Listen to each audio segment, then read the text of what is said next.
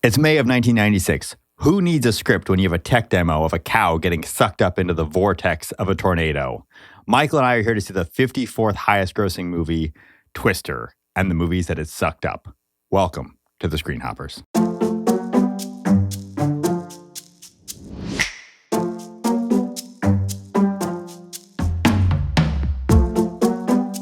I'm Ian, your Screen Hoppers host, and something needs to be addressed right here at the top of the show, Michael. Oh, geez. We missed this. We need to fix it. Did you realize that Gremlins was on the top grossing movies of all time when you picked it? I didn't when I picked it. I noticed it when I was picking movies for this week. I saw that it was on the list. And I was like, oh, crap. We accidentally robbed Gremlins of its own episode. I am kind of horrified that is a top 100 grossing movie. You know, we talked about how it made money, how I think it only lost its opening weekend by $1 million. Yeah, I know. I like Gremlins more than you, so. Oh, it's not even that I don't like it. I just can't believe it's one of the top grossing movies. It just doesn't, It doesn't feel like one. No, it doesn't feel like one. But I guess, it came out during Christmas. It was Christmassy. Those movies tend to get a bump. Well, we need to be more cautious about that in the future. Anyway, who are you, Michael? Are you my co-host? I am your co-host. I am Michael Smith, film critic extraordinaire, or something like that. I have been a cinephile as long as I can remember. One of my earliest memories is in a movie theater, and life hasn't changed much since then, and I wouldn't have it any other way. And, wrote movie reviews, did some journalism for a while, and now I am your co-host here on Screen Hoppers. And, Michael, you finally won a poll. I won a poll. You won a poll. We addressed it briefly on our bonus episode, but you did. I did win a poll. I took the cynical route and picked a crowd pleaser that's not excellent, but is popular. And I got to pick our movies this week, and I think I did an okay job.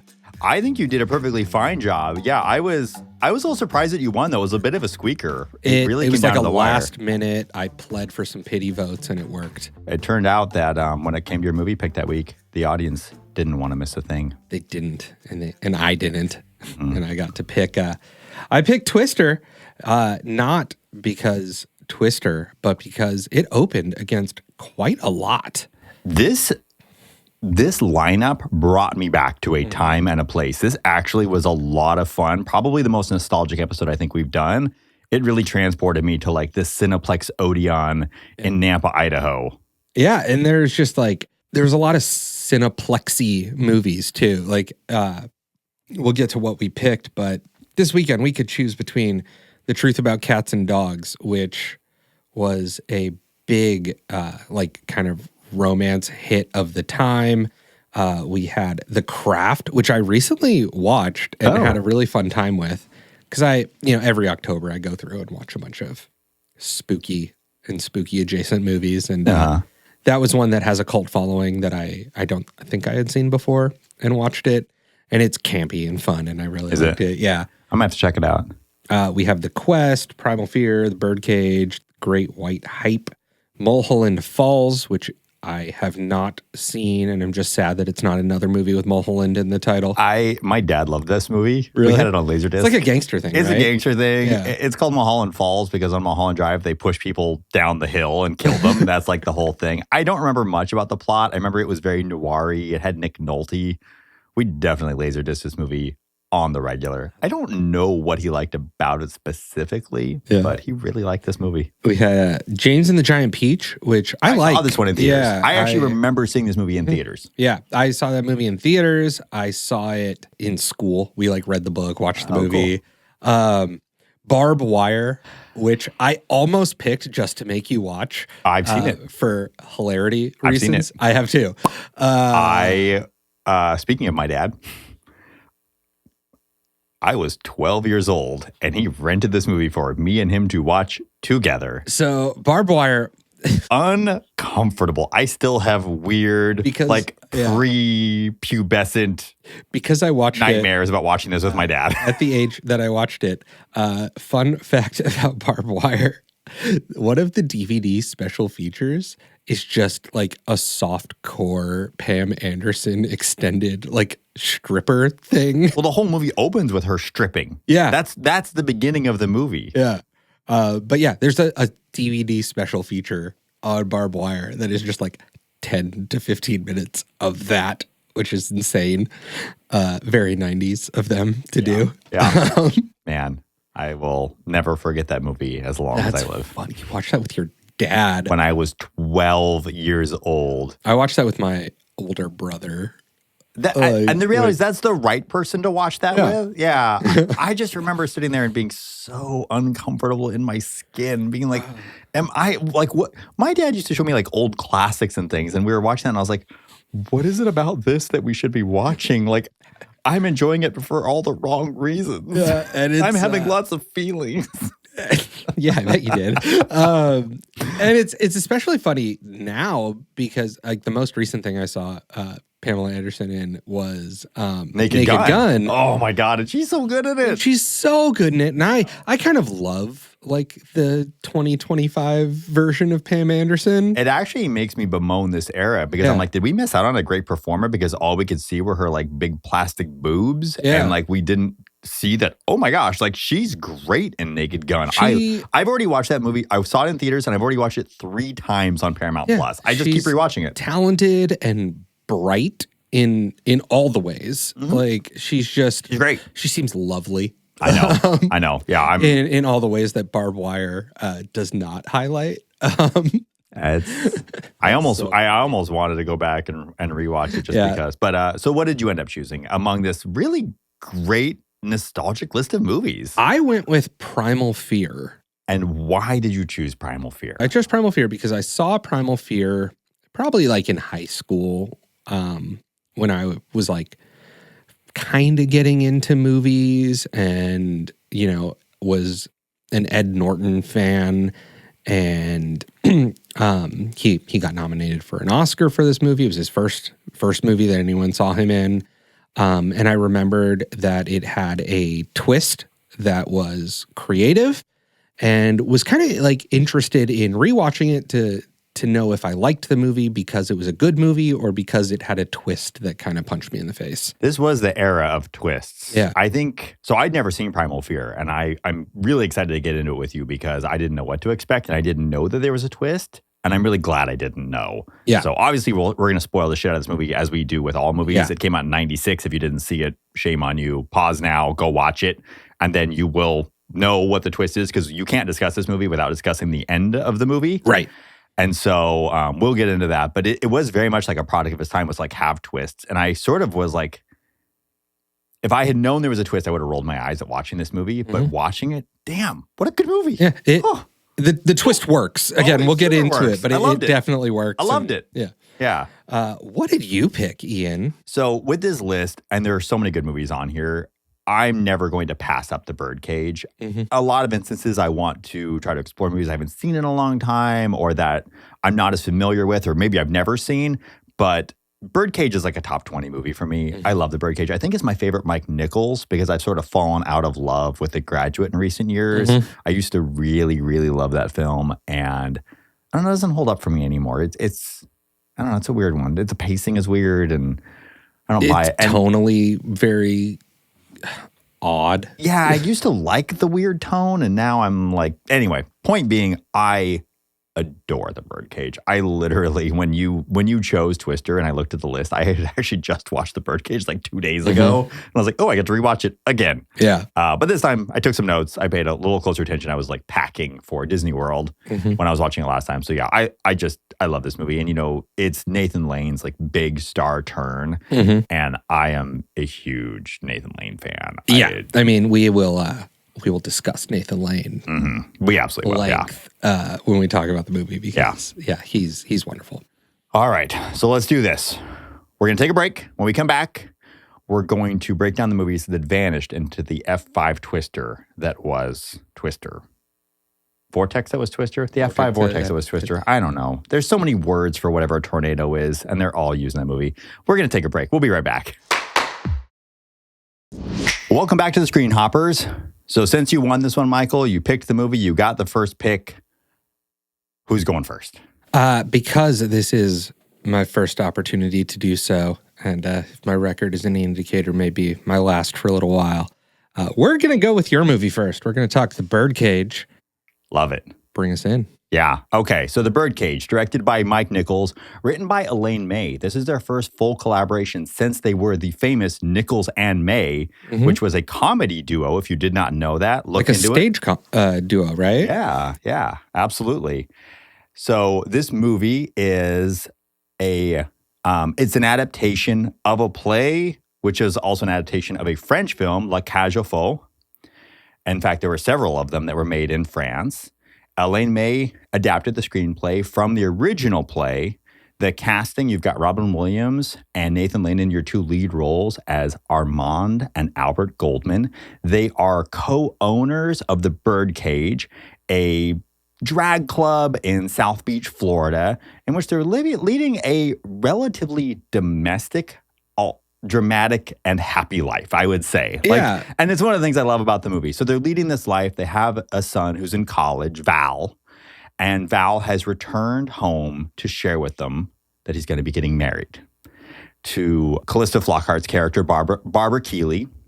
And it's slowly revealed over the course of the movie that Barbara's parents are, in fact, her dad is a conservative senator. They're very conservative. They come from probably old money, it's sort of suggested. They have very conservative values. And now it's going to be time for them to come over to dinner. It's actually a weird take on Guess Who's Coming to Dinner, but in this really fun reversal. The film is a lot of pratfalls and wordplay and great performances. All of the things that you would expect to come out of these two worlds really clashing together in South Beach, Florida, which is like, they're on this like strip that is just like people in bikinis and people in thongs on roller skates. Like that guy from Bob's Burgers who always rolls by. Every time I see him, I just think of the Birdcage and how he's the only one that's left from that wherever they live. And like that effectively is the plot of the movie and all of the various drama that plays out throughout that. It is fantastically funny. I love this movie. It actually was very successful. Did domestic box office over $124 million, worldwide of 185. It is the first film to break $100 million with openly gay protagonists. Now, obviously, Robin Williams is not a gay man. Nathan Lane was, but was not out at the time. So he was playing gay as a straight man, but he wasn't really straight. So it was kind of an interesting moment there as well. But regardless, you had protagonists that were doing that. And it was sort of in this like slew of movies that were starting to do this. So you had Tu Wong Fu that had come out. I believe Priscilla, Queen of the Desert had come out and had been like kind of a small sleeper hit. But this was a really big hit with a lot of big names attached. And so it's kind of it's a landmark moment in film. Yeah. As I said, I love this movie. I was so excited to go back and watch it and really like dig deeply into it. What are your thoughts on The Birdcage? Like, what's your experience with this movie? So The Birdcage is one of those movies that I was very familiar with, had seen. It's kind of that, you know, those movies that like are on TV or playing. And so, you know, it's been in the background of my life on multiple occasions. This might have been my first like very like concentrated, focused, sit down and really pay attention to what's happening here. Okay. Experiences with the movie, and I really loved that experience. It's a great movie. I'm so glad to hear that because, like I said, I've seen it many, many times. And so picking it felt a little bit easy, but knowing that you really hadn't had that experience with it. Have you seen La Cage aux Folles? No. Okay, so I have seen La Cage aux Folles, but it's been a very long time. I really wanted to do a rewatch before this. I did not have time. But I saw it. This is what's so funny to me about all of this. So like I come from a really conservative background. My dad was extraordinarily conservative, right? And my uncle was extraordinarily conservative. I saw The Birdcage with my dad. He really liked the movie. I saw La Cage aux Folles because my uncle had both of them on VHS. And he was like, these are great movies. You got to watch them. And he made me watch these French movies about this gay couple running a nightclub. Yeah. And like looking back, I'm like, were they trying to tell me something? Maybe. I don't know. And if they were, what were they trying to tell me? So, but I really have like a long history with this movie. And like I said, just really, really love it. Some really interesting history about the making of it. So Steve Martin was originally supposed to be in the film. So Robin Williams was cast in the Albert role, the more over-the-top drag role. But he had decided because he had just done Mrs. Doubtfire that he just didn't want to do another role like that. And so he asked Mike Nichols to take the Armand role instead, which we'll get into this, but he is fucking brilliant as Armand. Yeah, I actually really, this is the moment where I think that I realized that Robin Williams truly was not just a comic actor, but like an actor, because he contains multitudes as Armand. But he'd asked to be in that role. Steve Martin ultimately chose to do Sergeant Bilko over doing this, something which he actually said he later regretted because he never got to work with Robin Williams in film, and they were dear friends, and he really missed him. And then Robin Williams and Mike Nichols went to bat for Nathan Lane. So Nathan Lane had never had a big film role before. You and I, during our rehearsals for this show, months and months and months ago now, saw him in a very small role in a movie called He Said, She Said. Don't watch it. Don't look it up. It's not worth it. It's not a good movie. He's the best part of it. But he is the best part of it. But he had never really been in a big movie. They went to bat to have Nathan Lane in this movie.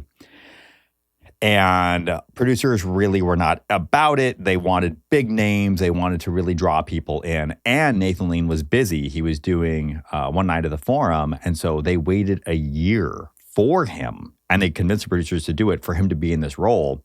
And I think obviously the right decision. Nathan Lane is also 100% incredible in this role as Albert. So Albert / Starina. He is the star of the Birdcage. People come to see him perform his drag.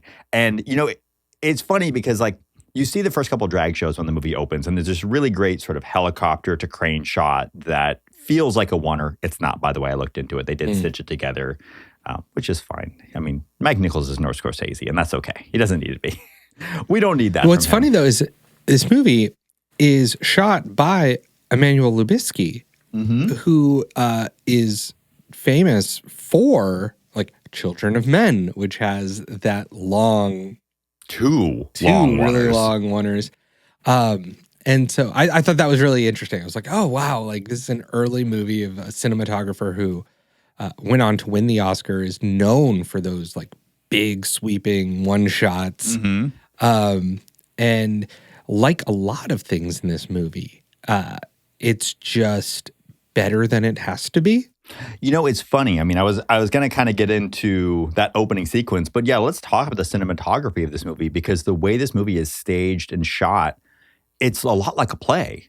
And it does long oneers, but it does long oneers that are on the performances, which is something I really, really love about this movie, is it really lets Robin Williams and Nathan Lane and Hank Azaria also in a fantastic role. Hank Azaria is so good at this. As Agador Spartacus. That name is out of control. But it allows him to improvise and do these just incredible sequences where you would expect the camera to cut, you'd expect it to move, and it actually just stays on the performance for a really long time. That shows his incredible confidence. In fact, one of the things I love about this movie is that the camera really doesn't get in the way. Yeah, there's a scene pretty late in the movie where Nathan Lane and Robin Williams' characters are sitting at a bus stop and connecting, and it really is a great scene because you understand their relationship in a way that I think we don't understand up until that point. Nathan Lane's character is really big and over the top and could be just a caricature and a joke that we are meant to laugh at. And in this scene, we're able to understand just how close they are, how, like you said, they live this like domestic life, and how real, for lack of a better term, their relationship is, how deep it is, how they really are a family in a way that I don't think we appreciate. And I think that's one of the great things about the movie is you have the juxtaposition of the gay couple who run the drag club against this like conservative pro-family. It's like a family values conservative, right? Yeah. He leads, an organization focused on family values, and we're able to... And that's Gene Hackman's character. Yeah. And in that scene, we understand like, oh, they're actually not so different. They actually share a lot of those values in a really fantastic way. You bring up so many wonderful things, and I don't even know where to start with it. So like that scene at the bus stop is one of my favorite scenes in cinema because it is one of my favorite love scenes. Yeah. Armand and Albert love each other. And you see in that scene that while they have family drama and they have strife and all of the things that we're used to seeing between any normal couple, that these two people genuinely have a deep, abiding, rich love from spending a lifetime together and knowing each other. And I almost used that scene as my clip. I actually looked over to the December because I was like, I actually switched clips at the last minute because I wanted to do a different one. But I really, really genuinely love that scene. I also love, you brought up that juxtaposition between this gay couple who you would, they don't have family values. That can't be the case. Like, that is so anti what Senator Keeley stands for. But actually, their family is more functional and has more love in it than the Keeleys. And there's actually a lot more honesty in it. But one of the things I love about this movie, and one of the things I was going to get into later, but I can jump into now, is that they're also imperfect. And that's why one of the reasons I love this movie so much is they love each other. They have this great relationship. They have strife. They have drama. But the imperfections aren't just in their conflict, but they spoil Val. Val is a bad kid. Like, genuinely. He's kind of shitty to his parents, and he's kind of a bad kid. And at first you're like, oh, I don't like this character. But as I watched him, I was like, it's important that Val be this way because they're kind of flawed parents, because of course they are, because they're people and they're not perfect or imperfect. They're just messy. And that's what it is. And I love that about their dynamic. Whereas Keeley and Calista Flockhart's character, Barbara Keeley, she isn't honest with her parents at all. She's manipulating them the whole time because there isn't any honesty and there isn't any love.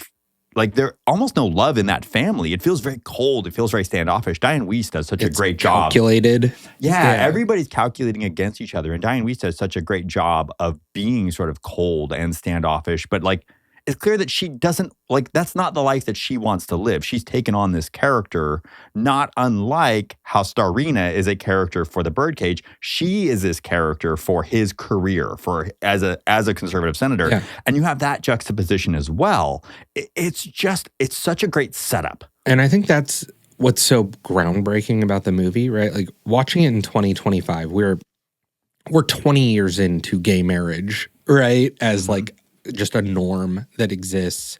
We now understand, this is so ridiculous to say out loud, that like gay people are people who have all the same dimension and depth and don't have to be these perfect like poster children for their community because they're people. But in 1996, to show them warts and all, I imagine was pretty earth-shaking. Yeah. And I know that there are members of the LGBTQ plus community and commentators that say that this movie is kind of aggressive and it doesn't do a good job of representing all the things in all of its dimensions. And the reality is I don't want to get into that conversation. Yeah, I mean, we could nitpick the gender roles of their relationship or whatever, but I actually don't think that matters either. I don't think it matters. I think what matters is that this movie, because it represented a gay couple in a way that America could understand and love. In a way that your conservative family, right, connected to. That I think it did some work to move the Overton window. And I've heard some really interesting thinking on what Will and Grace did with this as well. But I think the Birdcage did it even in advance of Will and Grace. Like, it created a space in which Will and Grace could then exist. And, you know, we walk so we can run as a society. And this movie is doing good work in the time that it's doing it. And I really appreciate it for it. Yeah. I loved it. And we can sort of deviate from like the deep conversation of what the movie's doing to the fact that it is just really fucking funny. It's so funny. It's just a good, straightforward comedy. It is miraculously paced. We talked about how it has long shots, and a lot of times you get like that beat for beat funny stuff through those fast cuts, and this movie doesn't do it. It does it through the performances. When you've got Robin Williams, Hank Azaria, and Nathan Lane on screen for those long sequences, they're all so fast, they're all so smart. Hank Azaria is as Agador. Did you know his role got like greatly expanded because of how good he was when he was improvising? Glad it did. Yeah, so initially I think he was just there to be like a tailor and a costumer for Starina. And the more he interacted, Robin Williams started pushing for him to have bigger parts. And this voice, he actually did 2 different voices in his performances as well. Yeah. And they went with that one because he thought it was maybe going to be too over the top, but it ended up being really, really endearing and really funny. But I think one of my favorite and biggest laughs is when he says he can't wear shoes. He wears shoes, yes. And he puts shoes on and his fall is so funny. Yeah, because it's delivered like this like throwaway line. He's barefoot. He's like, oh yeah, I can't wear shoes because they make me fall. And then they make him wear shoes because he needs to pretend to be a butler instead of a houseboy. And he falls. And he falls. Hard and weird. And just the commitment to that fall, I think, is emblematic of his commitment to the role. And the way that he elevates what could have, again, much like Nathan Lane's performance, could have been a stereotype, could have been a throwaway caricature that we're meant to laugh at. But instead we connect to. I like Agador Spartacus. Yeah. Like, I don't think he's a joke. I think that he has dreams of being on stage. I think that he wants to be a performer. I think that he is a very eccentric character, but like he has a journey that I'm also on board with. Yeah. And that's how I feel about most of the characters. Yeah, in and this. the way that the movie and the script, right? Like May gets a lot of gets a lot of credit for Elaine May for her respect for the characters and the way that she gives all of them the space to really just exist fully. And yeah, I think Agador Spartacus is the best example of that because it's maybe the least obvious example. It's the one where on the surface you think that you have this like cartoon character that's just there for not comic relief because the whole movie's funny.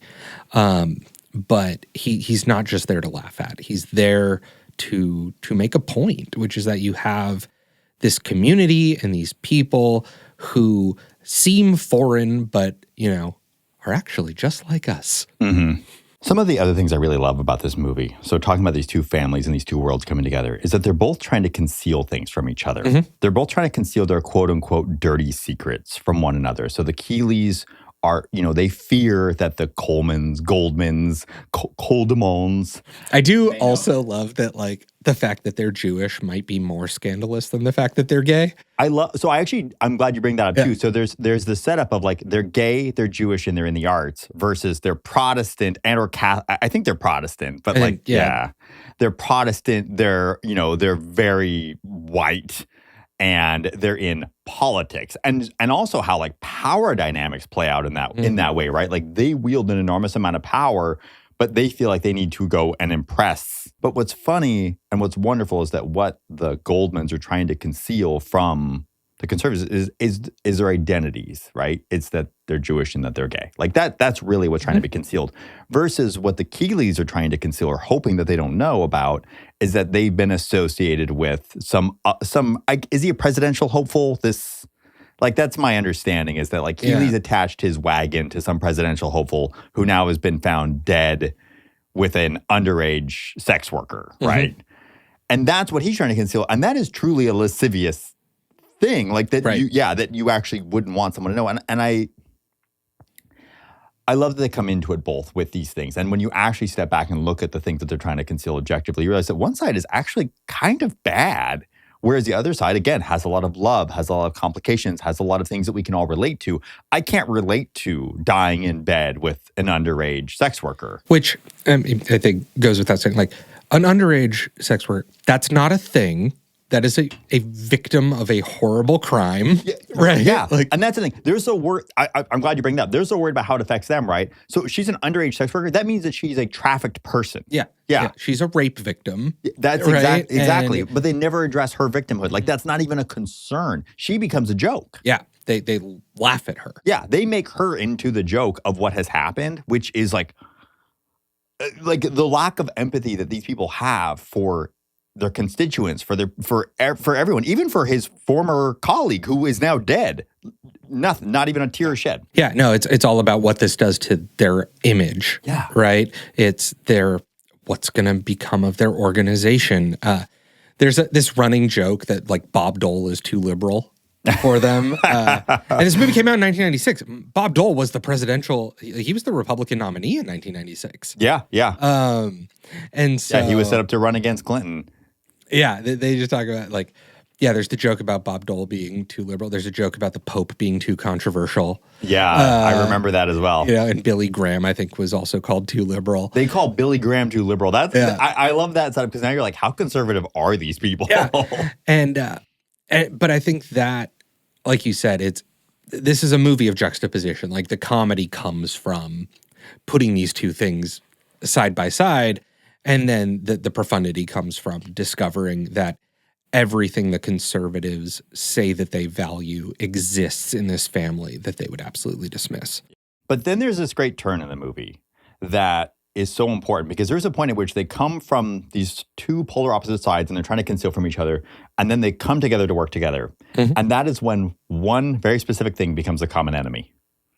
The media. The press. The press. Yeah, the press becomes the common enemy. And suddenly conservatism, progressivism, none of it seems to matter anymore. Now it's about don't let this get out to the media, and we need to fight together to conceal from the media. Yeah, which again, it's always fun when we go down memory lane, right? Like this podcast is largely a journey through decades and understanding kind of where we were as a culture when these movies came out. And in 2025, this like war against the media seems very front and center. It seems novel. But in 1996, the exact same thing happened, right? Yeah. I think the last thing I really want to talk about this movie, we kind of mentioned, is Nathan Lane's performance. Mm-hmm. So Nathan Lane's performance as Albert Goldman is just, it really is fantastic. And I pulled a clip. Like I said, I originally pulled the love scene clip and I actually went back and redid this because I wanted to showcase how incredible he is, because you said you always love when a performer is doing two things. Mm-hmm. And this is an instance where he's doing two things because this whole movie is shot like it's a play. And this whole play is like a play within a play. They're all putting on acts for each other. In fact, there's even a great curtain that they've thrown up. So they go behind the curtain to discuss and think. Have you ever seen Noises Off, the play or the movie? No. Okay. I've never seen the movie. I was actually in the play in high school, so I know it quite well. And it feels a lot like Noises Off because it's about a play that's like falling apart behind the scenes. And like you can see both sides of the stage. So you can see when people go backstage, freaking out, their shoes come undone, they're falling down, all these things are happening. And this is all happening in the Birdcage. Those shoes, they're a real problem. No, they really are. I had to fall downstairs in that play. I dislocated my shoulder, but not because of my shoes. All that notwithstanding, there's just, you see the way that no one can perform, and that Albert's character, we said that he's sort of underappreciated, sort of this caricature, and then suddenly you realize as a performer how incredible he actually really is. Forgive me for being so late, but the traffic was unbelievable. Senator Keeley, Mrs. Keeley, I'm so happy to meet you at last. You must be Barbara. What a pretty child. Come here and give me a hug. Oh, don't be afraid. Oh, how adorable. She's shy. Oh, it's so nice to meet you, Mrs. Coleman. Goldman. I thought the D was silent. It is pronounced Coleman, isn't it? We've had some confusion. Oh, yes, Coleman. The D is silent in America. It's Col d'Ilomont or Cole of the Isle of Man in France, where Armand's chateau is, and Coldeman in Greece, where Armand's work is, and finally the vulgar Coleman in Florida, where Armand's home is. So actually, we don't know where we are until we hear our last name pronounced. The fact that Albert walks out and improvises that entire moment, and all Armand is doing is sweating, all Val is doing is sweating, even Barbara is sweating during that.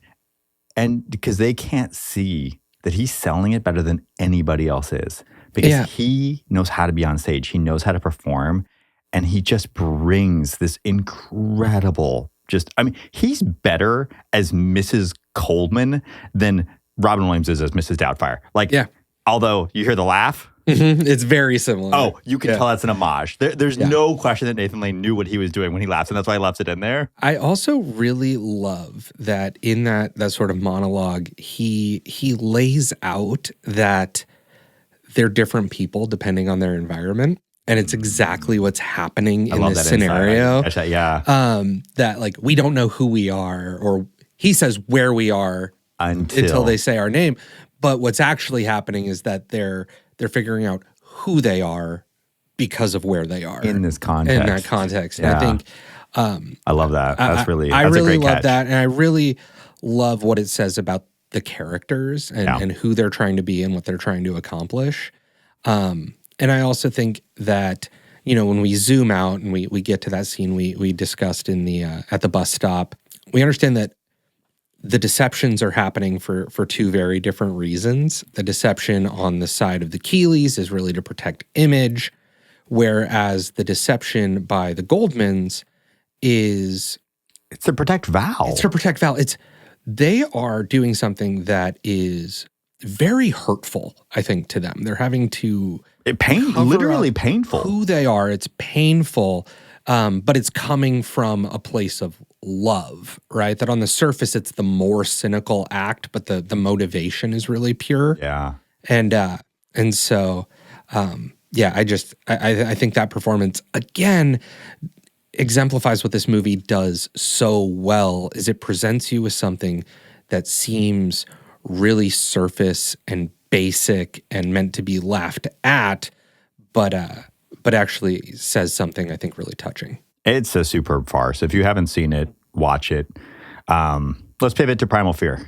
Okay. Your pick. So my pick, Primal Fear, is a crime drama, a courtroom procedural in a lot of ways. We have Richard Gere playing defense attorney Martin Vale, who is like a flashy defense attorney. He's a media star. He takes on these like high profile, seedy clients. He gets scrutinized not for his legal talent, but for, how do you defend these kinds of people? And he takes on pro bono the case of Aaron Stampler, who is a formerly homeless altar boy who is accused of murdering the Archbishop of Chicago.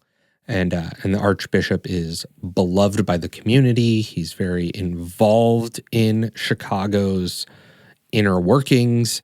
And he gets murdered. And this altar boy, who is kind of shy and not who you would predict would be a murder suspect, is accused of taking him out in a really brutal way. Oh, they show this scene in the movie, and it's stomach churning. Yeah, because he doesn't just murder this archbishop, he completely destroys his body. Yeah. Like in ritualistic fashion. Yeah. And so the movie is less a whodunit, but a why done it, I guess. Because they reveal pretty early in the film. Yeah, we know Aaron committed this murder. So seeing it for the first time, I'll let you know. Again, I really enjoyed this movie. For about 30 minutes, I was willing to believe that maybe Aaron didn't commit this and that there was somebody else. Yeah. And what I really love about this movie is how many kind of head fakes there are. There's the big twist, which we'll get to very soon because you can't really discuss the movie without it. Yeah. But we discover that Aaron did it. And then we discover that Aaron was abused by the Archbishop. And then we find out that the Archbishop was also involved in some unsavory, like, business dealings. And there's this intersection with the mob and the political figures of Chicago and land deals. And so we really are wondering, like, okay, why was this done? Was Aaron put up to it by people who didn't like the Archbishop for money reasons? Was it because of the abuse? And then we find out that that Aaron has a pretty big secret of his own. And I guess I'll let the clip sort of show us what that is. I saw the tape. I saw the tape. I know what he did to you. Oh, now, no. I want to hear it from you. No. Tell me the whole thing. Don't fucking do this. I want you to tell me the truth and do not even think about it. You fucking killed him, didn't you? You did it. You killed him. You're so full of shit. You did it, didn't you? Tell me the truth. Don't lie to me. You little fuck, you did it. You killed him. You son of a bitch. You fucking killed him. No! What the hell you want from me now? Quit your crying. I can't understand a goddamn word you're saying. You little sissy, you make me sick. Well, looky here. Who the fuck are you? Who the fuck are you? Hey, this is my cell, Jack. Who the fuck are you? got you now. You're a lawyer. You was lawyer, ain't you? Yeah. Yeah, with your fancy suit. I heard about you. Well, my.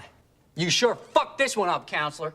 It sounds to me like they're gonna shoot old Aaron so full of poison it's gonna come out his eyes. One of the things I actually really love about this movie is that it puts you, the audience, in the role of a defense attorney. Mm-hmm. And so, like I said, first time seeing it, I didn't believe that Aaron had done it initially because I am in Richard Gere's shoes.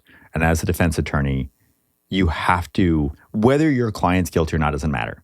And like what he says about that is true. So I don't know if I've ever mentioned on this podcast, I did a year of law school.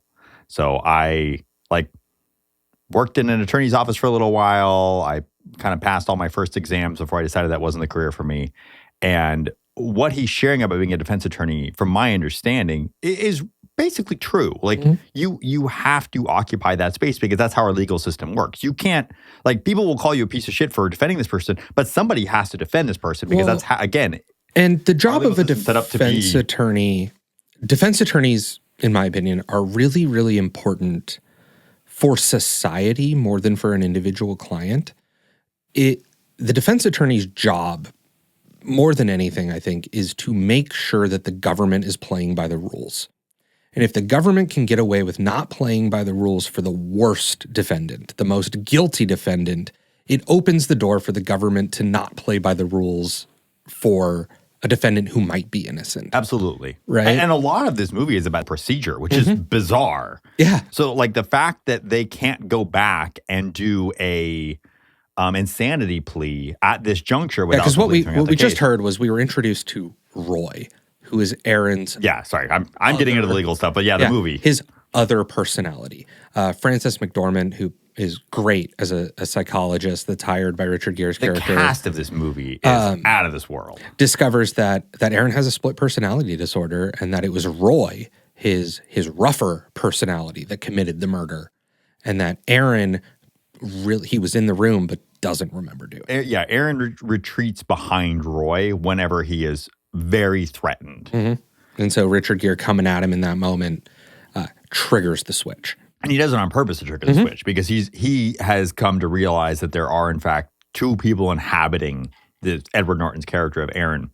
And so he wants to see that. I didn't look to see who wrote this movie and what their background is, but like it's clear that there was an attorney. A lot of it's dramatized. It does not follow perfect procedure, but there are a lot of things about this movie that like hinge on important ways in which like court rules function.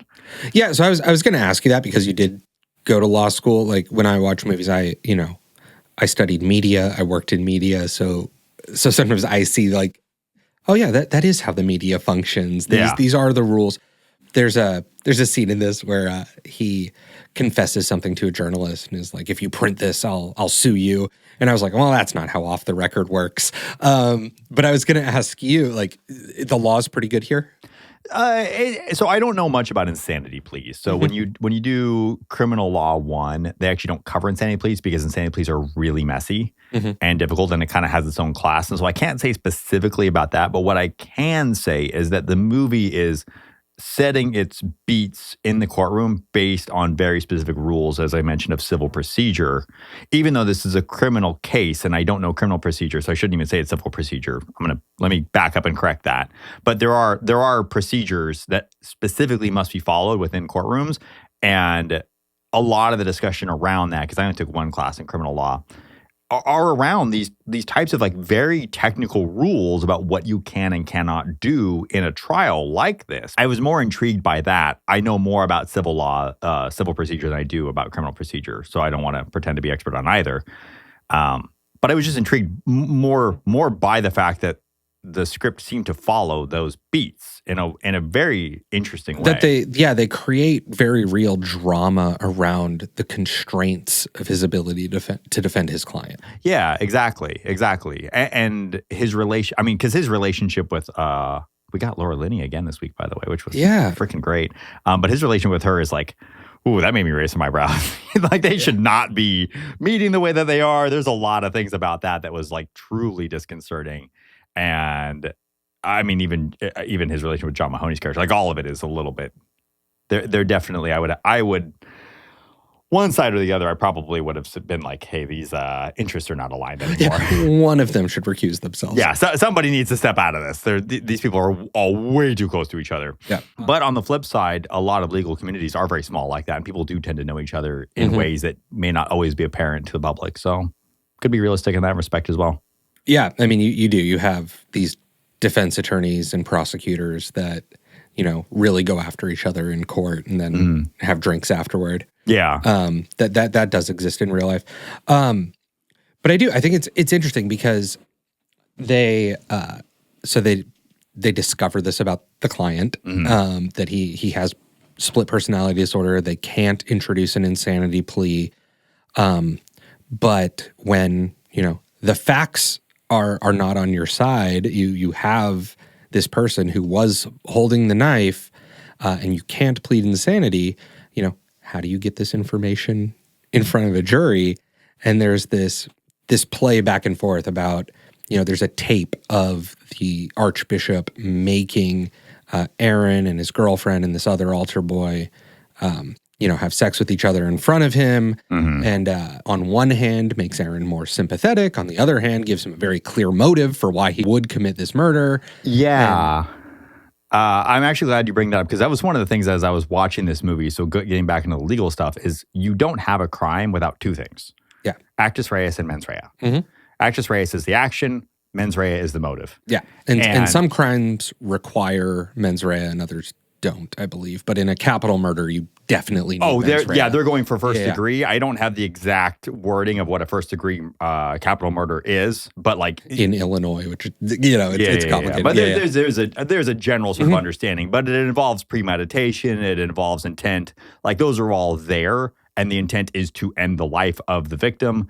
But what's really interesting is that they allow this case to be brought forward without a mens rea. That actually I found more shocking than anything because they only have actus reus, and to bring it forth as a first-degree murder without a mens rea is, I'm going to guess, in 1996 in Illinois, based on what I know about now, it would still be very, very risky, very unconventional. And I think that this is actually important because John Mahoney's character, what's his, Shaughnessy. Yeah. Like, he has some really interesting reasons for why he's pushing Laura Linney's character to do this. And actually, again, I think that's, like, it's intriguing that they push for a first degree when they are completely without motive or mens rea. I mean, the closest thing they have is just the method of the murder looks very personal. And I think like that on a rewatch, and again, we've been previewing this, there's an even bigger twist than that Aaron has multiple personality disorders and that are we gonna hit the twist? Who commits the murder.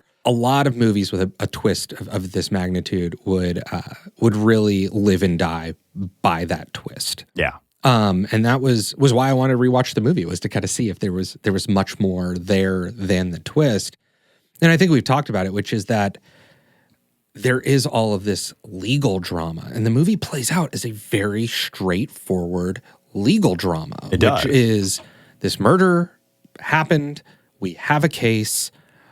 Is the prosecutor going to prevail, or is the defense going to have a trick up their sleeve? And there's some mucky stuff going on behind the scenes with some gangsters and some money moving around. It all feels in a lot of ways like an episode of Law and Order. I was going to say the exact same thing. Yeah. And I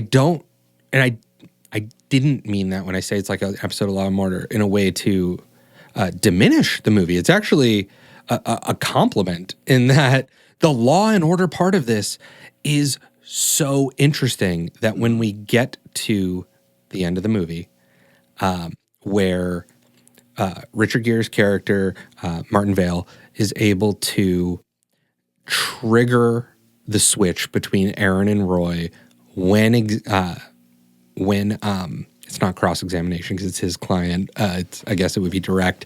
Yeah. But he has Aaron on the stand. He goads him into switching. That then, puts No, the he fact... doesn't. He's not the one who gets him to switch. Laura Linney does, remember? He gets her to do it. He gets her, but he does go up and he says something like, He tries. Yeah. But he tries and he fails. He actually has him specifically do it against her character, Venable. Because he attacks her. Yeah. And then he attacks her. The judge then kind of pulls them into chambers, is like, hey, like we can't try this case in front of a jury anymore. Everything's been poisoned. Yeah. We're going to get a bench verdict for insanity and fuck you, basically, is kind of what By the way, bench verdict for insanity, I can guarantee that would never happen. Well, even if it were, the state would appeal immediately. There would be no way that they wouldn't. But pulling the jury on something like this, no way. Yeah. But last 10 minutes of the movie, it seems like it's resolved, right? Like Aaron gets off, he gets sentenced to go to a mental institution. And as an audience member, we feel good about this. And as we feel like this is the just right thing to happen. This kid is a victim. And he killed an evil man, but he was abused by that evil man. So we're looking for a nice compromise. Damaged him in this profound way. And he clearly was abused as a child. Yeah, and we feel good about it. And I love that they make him from the South because like, well, of course he was abused by his Southern father, right? Yeah. It's all perfect. It feels the puzzle pieces have fallen into place. Puzzle pieces fallen in place until they don't, which is that Vale visits Aaron in his jail cell and says like, hey, like this is what's going to happen to you. You know, you're going to have to go to a hospital, but they're going to make you better and then you'll get to go on and live your life. And Aaron basically says like, hey, let Venable, Laura Linney's character, the prosecutor, know that I'm sorry I hurt her. Mm-hmm. And what had been established is that when Aaron is Roy, Aaron doesn't remember what has happened. And he doesn't take any responsibility for it. He would never say, I did that. He would never say sorry. He'd say it happened. And so we, in real time, with the character, discover that it was all an act. That there is no Aaron, there is only Roy, and that Roy fooled them all.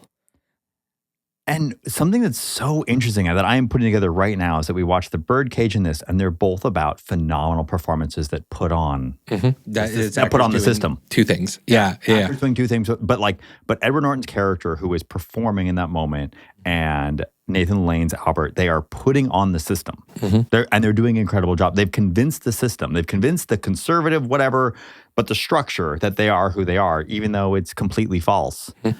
So I really want to I think the place to land this movie is, this is my first time watching it. You've watched it before. You said knowing the twist, it still worked. Yeah. Right? So for me, not knowing the twist and getting hit with that twist, I love this movie. Like I hate a twist. I actually get really annoyed. This one kind of knocks you on your ass, though. Yeah, I get annoyed when I feel like a movie was trying to trick me. We briefly discussed before Edward Norton in Fight Club. I hate that twist. That twist is bullshit.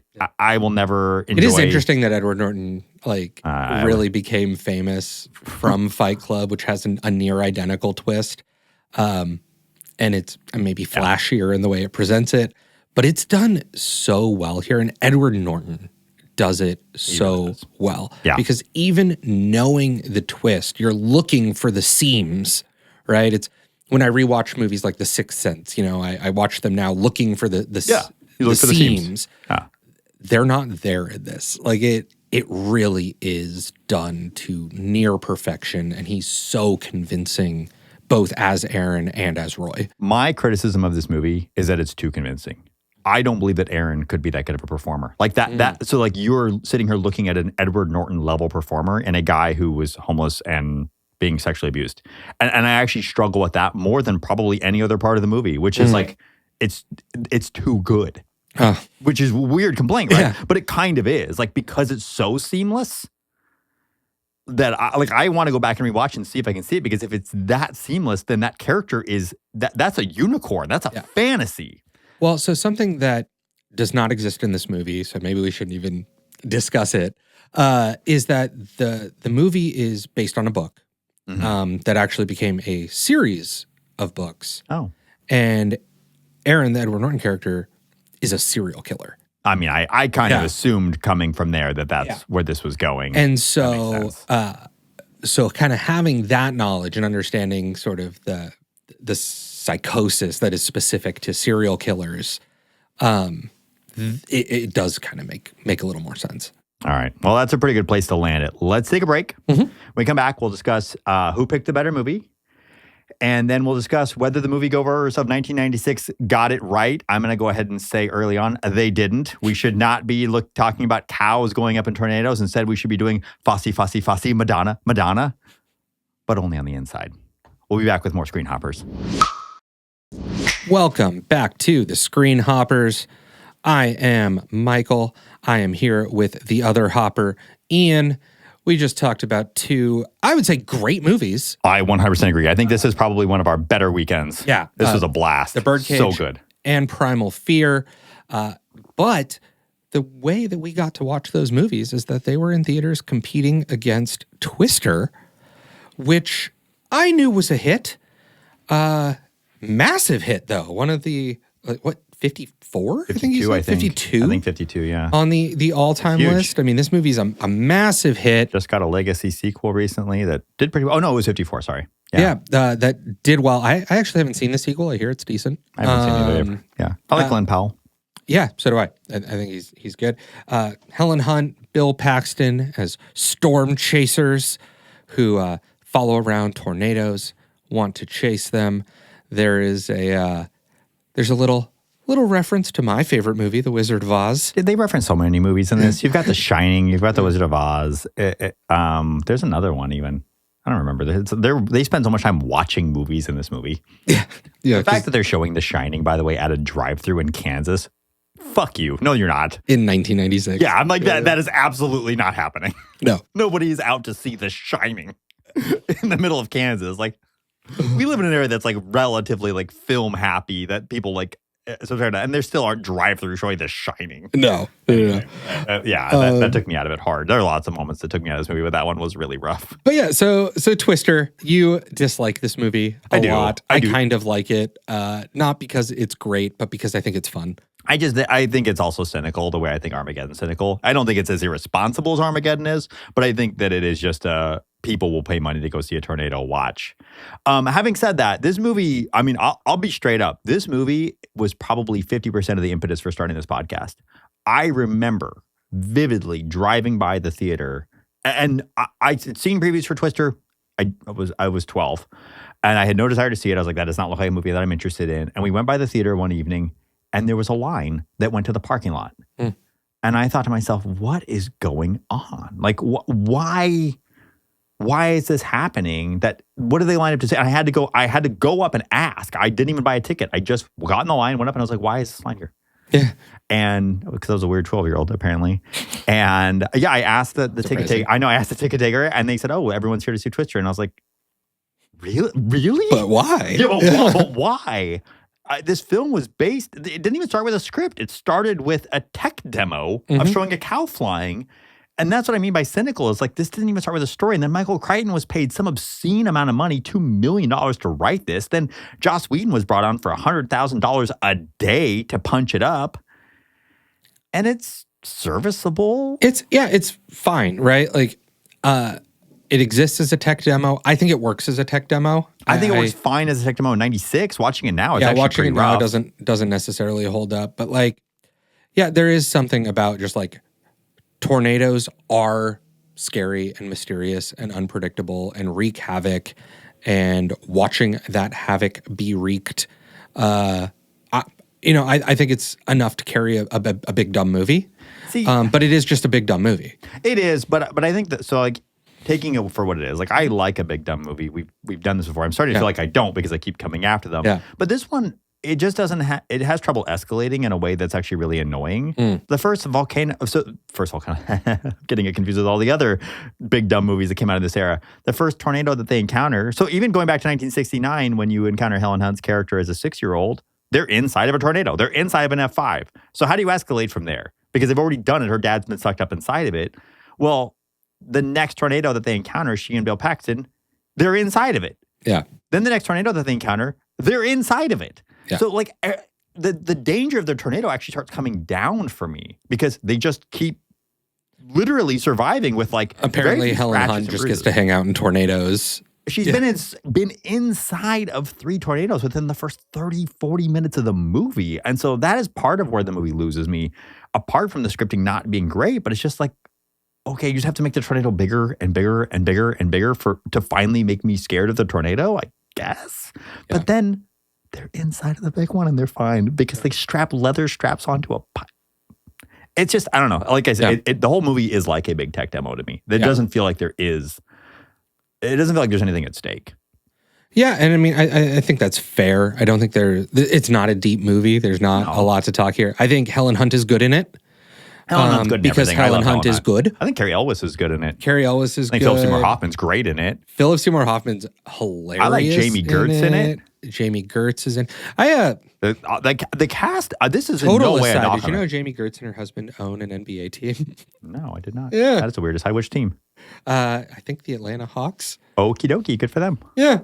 They're just like, oh, I wonder, No, it has good performers, except for the one I don't like, but just for personal reasons. And then, you mentioned there's a performance you don't like for personal reasons. This is funny because when I picked this movie, I think you were like, Bill Paxton, he's always so blah. I can always see him performing. And it's funny because like I have never noticed it, but then you made the comment, and so it was like in the back of my head. Yeah, Bill Paxton kind of sucks. He feels very empty, like an empty vessel in all the movies I've seen him in. He feels very phony. He always takes me out of whatever movie I'm watching. And that is, for a movie that's already kind of an empty vessel, having your lead actor be a bit of an empty vessel. I think that's the other reason this movie just like, it's just a rough watch for me. It just feels so vapid. Like you get to the center of the tornado and to me, there's nothing there. Yeah. And so I think that kind of brings us to, we've already answered it. We'll answer it again. The big question, Twister, it was the big hit. It was the winner of the weekend, I think. I mean, it was the winner of history. The year, that's the thing. History. We're looking at the movies that were the winners of history. It has Universal Studios attractions and a legacy sequel. But I think we both agree that if you are in 1996 and you are going to the movie theater and there's a big line for Twister and it is sold out, have no fear. There are a couple of great movies you can watch instead. Could not agree more. So if we're asking if America, Ian, or Michael got it right, we don't think America got it right. I'll be honest, Michael, I was really tempted to vote for Primal Fear for you for this. Honestly, if it wasn't against the Birdcage, I would. But because of my deep abiding love for it, I am going to still campaign for the Birdcage. But Primal Fear is an excellent movie. And just to be clear, I have no hard feelings about you winning this last vote. I had hard feelings about Armageddon winning this last vote. That's fair. If Primal Fear wins this time, not upset at all. Yeah, I mean, I will go to bat for Primal Fear. And again, not to knock the Birdcage. I think it's awesome. Yeah. I love the Birdcage. Both movies are amazing. You should vote for Primal Fear anyway. I think I just think it pulls off some really cool stuff. I think like it presents itself as a very straightforward legal thriller. It works as a very straightforward legal thriller. And then it just throws the cherry on top of what I think is a very effective twist that when it's revealed, it does so creatively. I think of, Edward Norton in that jailhouse scene where he literally applauds Richard Gere's character for figuring it out, and you see the evil that is there. And I also love the applause is for the performance because he thinks they're both performing, and in a way, they are. Yeah, and so it's good. It's good. It is good. You're right. It's a great movie. It is a great movie. It just it makes you feel what you're supposed to feel in all the moments you're supposed to feel them. Couldn't take my eyes off of it. I actually was planning on watching it for an hour and then coming back to it later, and I had to sit through the whole thing. I was on vacation when I watched it, and I was like, can't stop watching it. But I will still campaign for the Birdcage because it is a classic Mike Nichols, Robin Williams, one of his best, deepest, richest performances. We really get to see him in this dramatic role. His face is just full of the depth that is Armand, his love for Albert, his conflict over his love for his son. Yeah. He knows he has all this drama in his life. I just, it's and I mean, I'm not too much. I don't want to campaign for your movie, but I do love that Robin Williams, who I adore as a performer. Everything I hear is that he was a great person. Yeah. And he's known for being absolutely hysterical because he is. But he has this dramatic ability, and I think us being able to see that dramatic ability in a movie that is as funny as it is really special. It really is.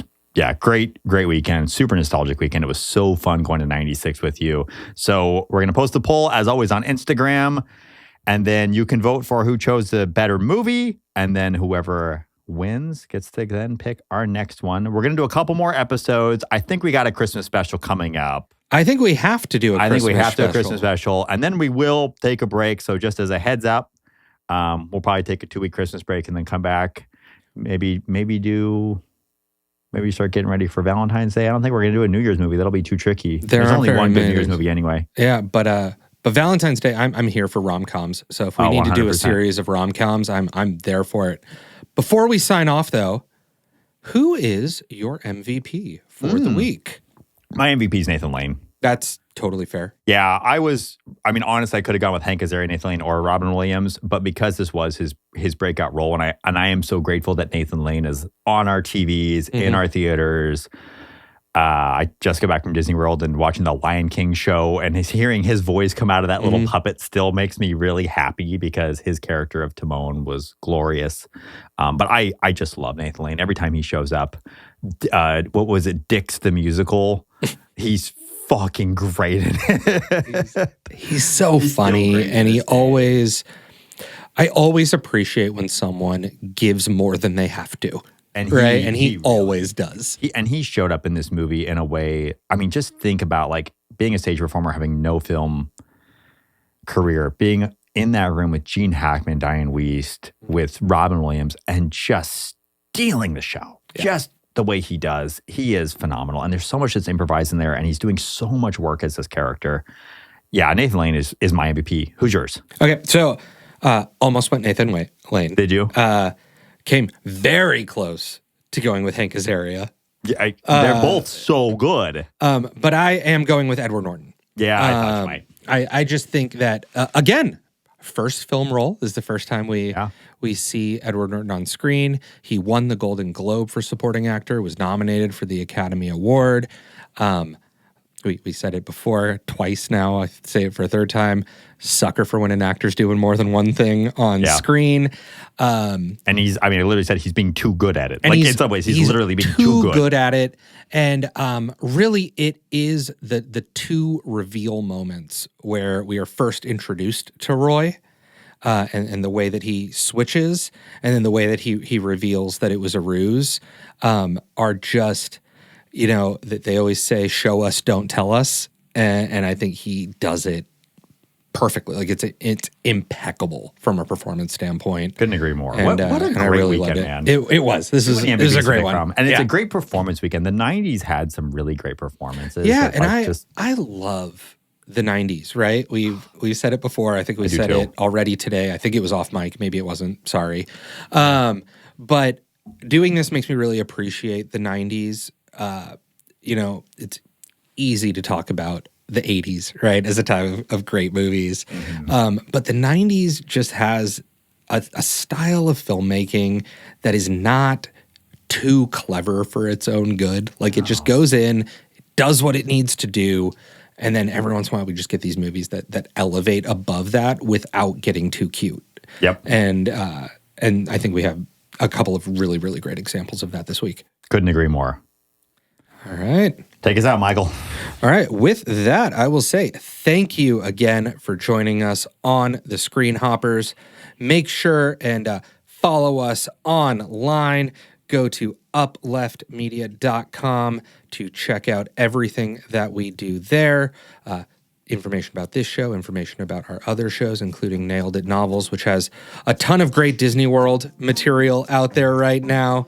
Yeah, we're going to have some Disney World material out there. We're also wrapping up a project we did with a local nonprofit, Haven for Birth. Really want to encourage everyone to go out there and give money. It's havenforbirth.org. They provide doula care to underserved families. We produced a 3-video series that's going to be coming out on Thanksgiving, and really want to encourage everyone to check that out. Yeah, you can follow them on Instagram. I've seen some of that, and honestly, excellent job with that, Ian. Thank you. I think it's really great work and a great organization doing important work. Follow the show, of course, on Instagram, where we will have our poll for you to vote for Primal Fear. Or the Birdcage. They're both really good. I'm fine with you voting for anything. They're both great movies. You can find me at Michael_upleft, and they can find you at Ian_upleft. Awesome. Well, again, thank you very much. If you have not seen the Birdcage and or Primal Fear, fix that between now and the next episode, and we'll see you next time on the Screen Hoppers. We'll see you next time on the Screen Hoppers. The Screen Hoppers is an Upleft Media production, written by Ian Tarter and Michael Smith, produced, sound engineered, and edited by Ian Tarter, with special thanks to Rosie Page.